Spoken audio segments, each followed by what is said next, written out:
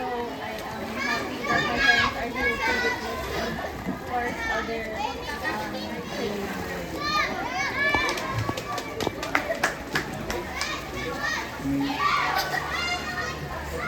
Nga pa na nakatambak tayo ng faith. I think the Lord, kumbaga sarabi din na we will declare that this thing will be in God.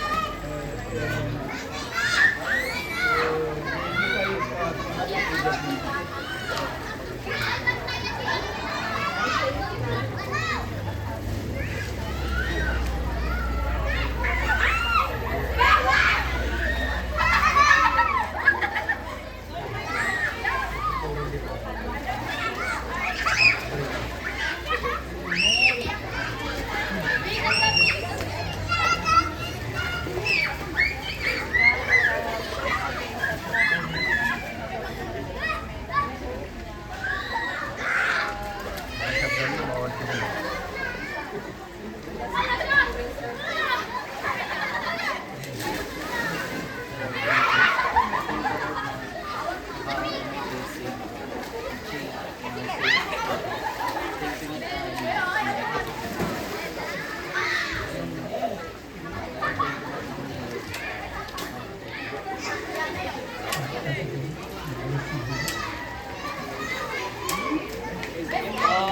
thank you very much. Palapakan natin ang ating mga candidates and in Acts chapter 2, verse 37, it says here, now when they heard this, they were cut to the heart and said to Peter the rest of the apostles, brothers, what shall we do? And Peter said to them, repent and be baptized, every one of you, in the name of Jesus Christ, for the forgiveness of your sins, and you will receive the gift of the Holy Spirit. For the promise is for you, and for your children, and for all who are far off, everyone whom the Lord our God calls to himself. And with many other words he bore witness and continued to exhort them, saying, save yourselves from this crooked generation. So those who received this word were baptized, and there were added that day about 3,000 souls.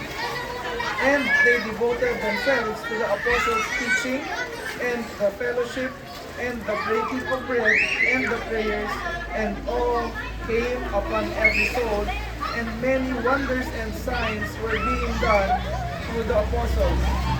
And all who believed were together and had all things in common. For they were selling their possessions and belongings and distributing the proceeds to all as any had need. And day by day attending the temple together and breaking bread in their homes, they received their food with glad and generous hearts, praising God and having favor with all people. And the Lord added to their number day by day those who were being saved. What a wonderful story of conversion that we see in the book of Acts. I don't know kung meron pa rin bang ganito karami. If you would imagine, sabi dito, there were added that day about 3,000 souls. May time ba na may 100 na magpabaptize? Isang araw siguro, lalo pag dalawa lang ginagawa ko siya. I also wonder why I will do it. But in this story, we can see that there are many people who have decided to follow Christ. Now, hindi po natin tinuturo na ang baptism ay kasama sa salvation. Okay? This church does not teach that baptism is a prerequisite to salvation, but instead, baptism is a public declaration of your salvation. Okay? So, we continue, sabi dito, and Peter said, repent. Now, ang isa rin sa gustong ituro sa atin ngayong umaga, of course, I already taught this to the candidates, na ang prerequisite sa baptism is salvation. Because it says here, Peter urged them to repent and repentance is part or is essential to salvation. Kailangan mo talikuran ng iyong kasalanan. And therefore, your life will change. Now, what comes next after baptism?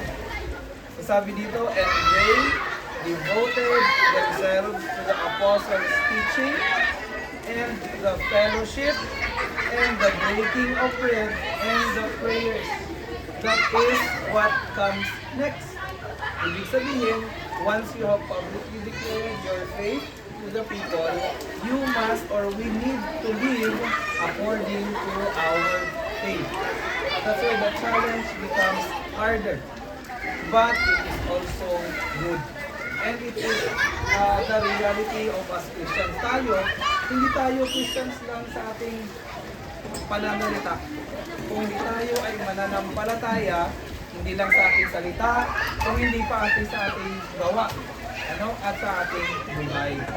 And I hope and pray na kayong mga baptismal candidates ngayong umaga ay ma-challenge na isabuhay ang salita ng Panginoon. Now, what is the effect of that? Sabi dito, and all came upon every soul, and because of that, wonders and signs were being done through the apostles. You know what? When we follow and obey the Lord, blessings will come our way, and God will work in marvelous ways through your life and through my life. Kaya po napaka-importante ng baptism sa ating na mananampalataya ng Panginoon. May mga iba na while they were not yet baptized, iba ang kanilang pagkakaintindi sa baptism.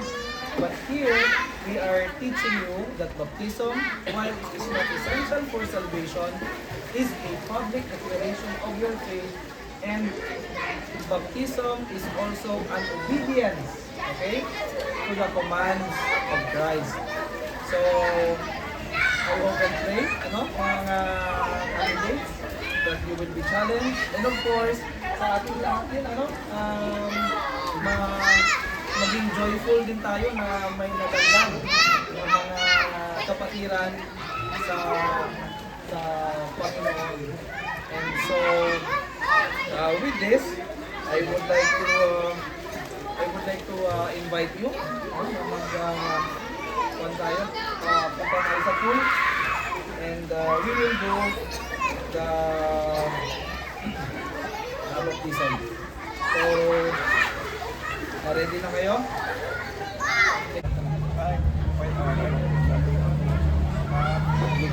Paano yun? Harap ka dyan. Ganyan na lang. Ganyan. Hawa kami sa kamay mo. Yung sa kamay mo sa ilong. Huwag kang mag-smile lang.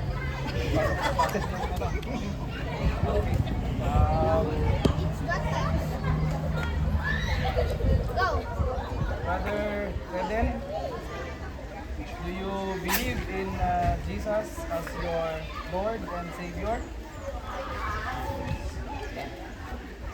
Do you repent of your sins? Do you desire to follow Jesus and obey His teachings?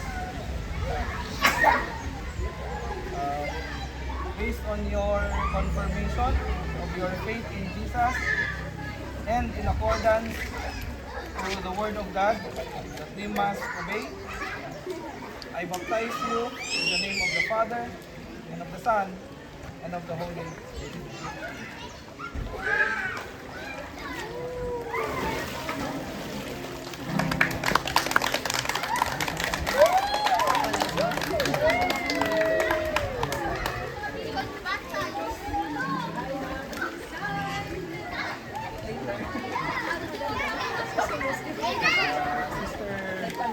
Kizea, do you believe in Jesus as your Lord and Savior? Do you repent of your sins? Do you desire to follow God and live His teachings in accordance to your confession and in obedience to the Word of God? I baptize you in the name of the Father, and of the Son, and of the Holy Spirit.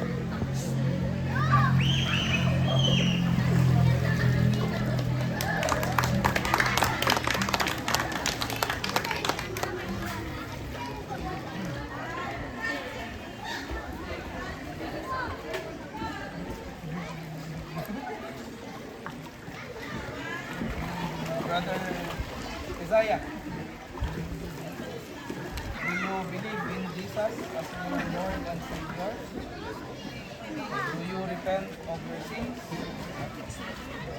Do you desire to follow Jesus and live His teachings every day?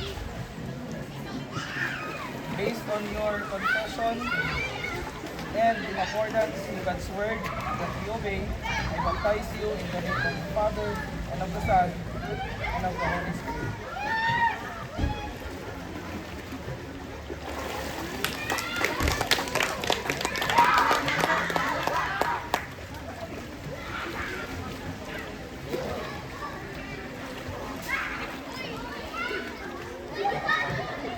Sister Deborah, do you believe in Jesus as your Lord and Savior?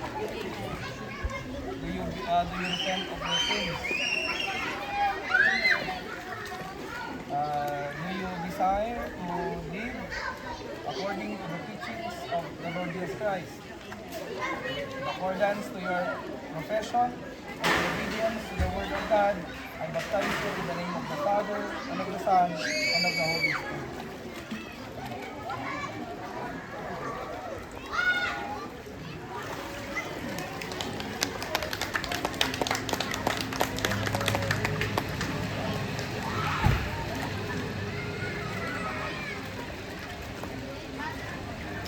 Sister Adeline, do you believe in Jesus as your Lord and Savior? Do you repent of your sins?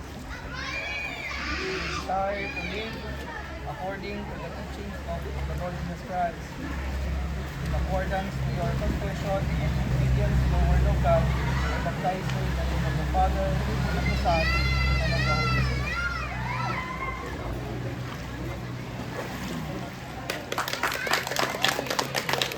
So congratulations, and may I request Manong Man to pray for our baptismal new baptized believers. Lord, we thank you for this day that you have made. We thank you, Lord, that we have witnessed the confession of their faith. These young Christians, we just ask you, Lord, to protect them from any harm and danger, especially as they spiritually grow. We pray, Lord, that you continue to be their guide. Lord, as we witness this event, may it be, Lord, that we will also be their helper as they grow spiritually, as the church, as their home, and also as their, as we guide them, Lord, as they grow in the faith. So, Lord, thank you, Lord, for this time that you have given us. We ask this all, Lord, in your name. Amen. Amen.